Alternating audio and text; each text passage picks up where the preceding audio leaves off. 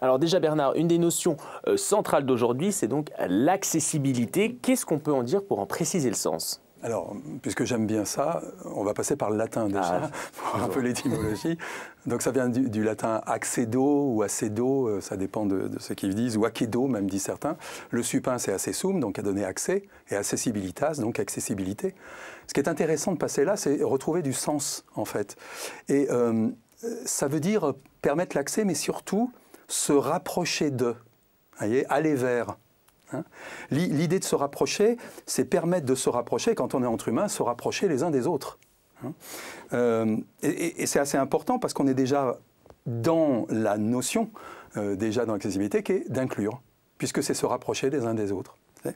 Alors, la définition qui est habituelle quand on parle de personnes en situation de handicap, le handicap, c'est une limitation des possibilités d'interaction d'un individu avec son environnement. Hein.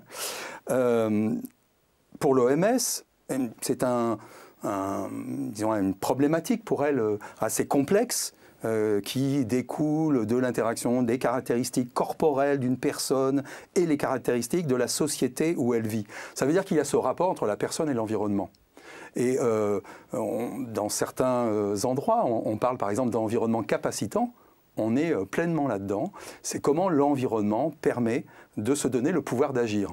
Donc parler accessibilité, c'est pour les personnes en situation de handicap. Alors, oui, c'est ce que nous allons voir. C'est pour le milliard de personnes dans le monde qui est en situation de handicap, en tout cas qui est reconnu comme tel.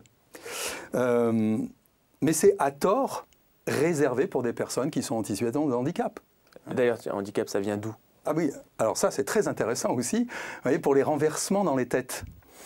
C'est comme l'accessibilité. Handicap, alors c'est de l'anglais et c'est une contraction de hand in cap, la main dans le chapeau.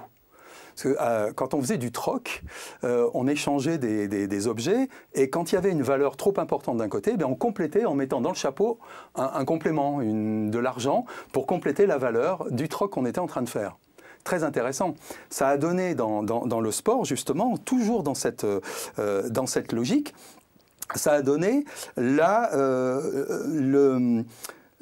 possibilité de contrebalancer quelqu'un qui était meilleur qu'un autre. Et donc, comme il était bien meilleur ou bien classé, on lui mettait un handicap pour l'équité entre les personnes, entre les concurrents en quelque sorte.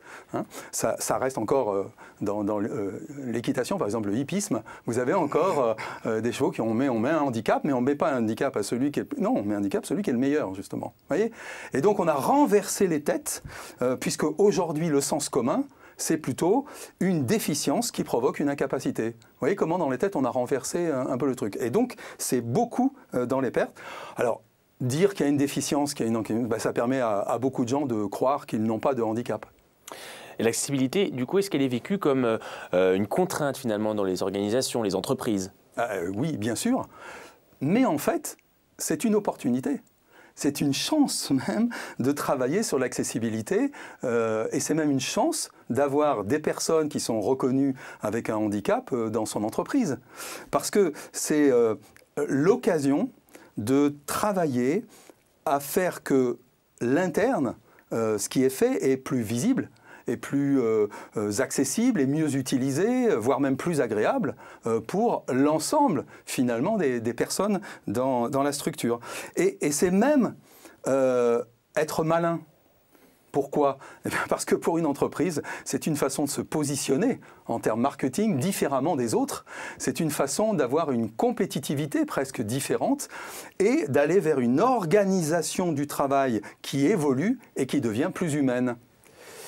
Et dans l'ambiance actuelle, ça devrait parler dans, soi-disant, le monde d'après. C'est donc un choix dans la société. Voilà, humaine. Et en fait, c'est un choix. C'est un choix. Et c'est très important de comprendre ça. C'est-à-dire qu'il n'y a pas...